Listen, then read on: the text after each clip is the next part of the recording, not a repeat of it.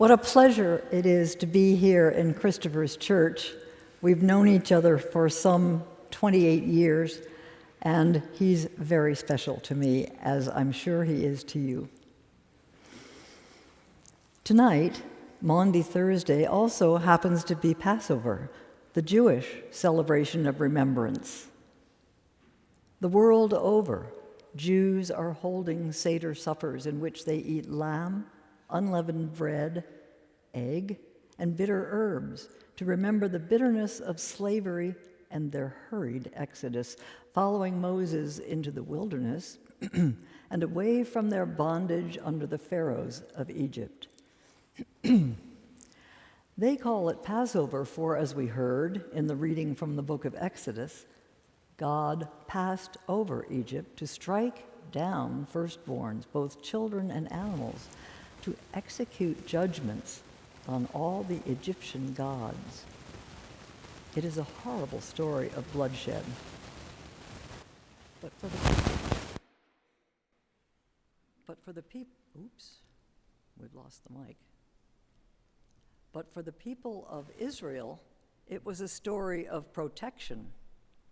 Blood splashed on the lintels of the houses of the people of Israel offered them safety. And Jews remember that night tonight. Jesus and his friends were gathered to celebrate the Passover feast when the astounding events, formative actions, occurred. Jesus washed the feet of his disciples, a highly unusual surprise to his friends, and as they ate bread and drank wine together, he told them to remember his death. We all know the story, and every year on Maundy Thursday, we rehearse it. We call it the Last Supper. The foot washing. When dinner guests of Jesus' time arrived at the home of a friend, their travel-worn feet would be dusty, perhaps even grimy, for they walked barefoot or in sandals. And because dinner guests of Jesus' time were accustomed to reclining at table, their feet would be near each other's head, not hidden well below them under a table. So before they gathered, having their feet washed by the servant of the house was the usual practice. By the servant of the host, not by the host. That Jesus approached his friends with pitcher and bowl and towel, Jesus proceeding to do that menial task normally performed by someone nameless, by someone who was meant to be nearly invisible, by indeed a servant. That would seem totally unsettling to Jesus' friends, as you heard. Peter, Lord, are you going to wash my feet? And Jesus goes on to tell him that he is playing the teacher. His example is showing them just what he is teaching them. They're meant to be servants of others. The last shall be first, and the first shall be last. Jesus had been teaching that precept over and over during their travels together. In God's realm, leaders are servants.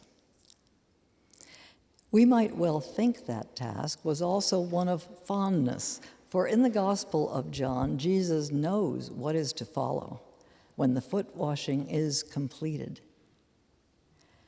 When Jesus had washed their feet, completing that evening's example of servitude, he commands his beloved friends, you too are to serve one another. The name Maundy Thursday, which we use for this day, in fact comes from Jesus' words later in this chapter of John when he gives the new commandment. I give you a new commandment that you love one another just as I have loved you. You also should love one another. Many of you know, if you took Latin as a child, the words new commandment, mandatum novum in Latin, have become the title the church uses for this day, Maundy Thursday. The new commandment, mandatum novum, that of love for one another. Jesus will demonstrate graphically in the horrific actions of the Passion, which we go on to observe tomorrow. Just as I have loved you, you also should love one another. The other arresting aspect of the beloved Christian story we observe tonight is that Jesus instituted the Last Supper, the action which we relive in every Eucharist, every Sunday, week after week.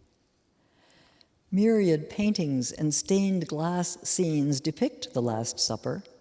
Jesus, with his disciples gathered round him, is so familiar in our culture that even unchurched people recognize that scene. My seminary, the Episcopal Divinity School, sends out an Easter card to its graduates. And several years ago, it was a stunning Last Supper. You can see it's very bright. It's painted in primitive style with terrific bright colors and much symbolism. On the wallpaper, lilies, the symbol of everlasting life. On a bush, we can see through the window perch 3 doves, symbol of the Trinity, as well as symbol of peace. A dark halo around Judas as he lurks in a corner in this painting, in contrast to the bright halos surrounding the faces of all the other disciples. The plates before each disciple is filled abundantly. Jesus' glass filled with rich red wine, as is the large carafe from which he will pour wine for others. The wine, a symbol of the abundant sustenance available to each of us through an encounter with Christ. As in all depictions of the scene, Jesus is at the focal point of the painting. When you see it, you'll see it as you leave the church. It's near the baptismal font. Jesus is the focal point as he breaks the bread. And Jesus, in this painting, wears red, the color of the Passion. But the title of this painting is The Next Supper. The Next Supper. In the painting, the artist, Yona Ralph, invites us to consider a new image of Christ as he breaks bread with his disciples. A dinner feast is set for men and women of many races. Animals and plants honor the sacredness of creation. And even though Jesus is the focal point, the diversity of the diners is at once apparent. Their skin is of all shades of brown, white, pink, yellow. They're male and female. They are young and old, ponytailed and clean-cut. As I say, we've left the photo of this painting on the easel by the baptismal font. Do take a look as you leave tonight. It's joyous.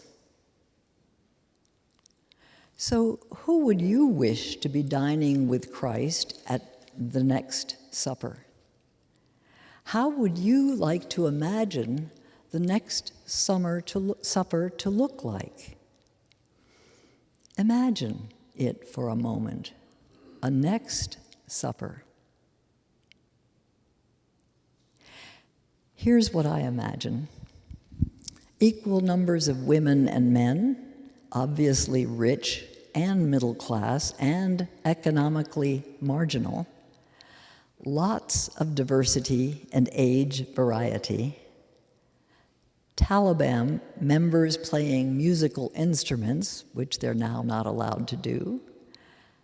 Afghan women with their veils moved aside so they can be seen and can see. Arabs and Jews together, gays and lesbians, straight and single, teenagers with tattoos and various piercings. It would be a boisterous, lively, totally colorful mix of humanity.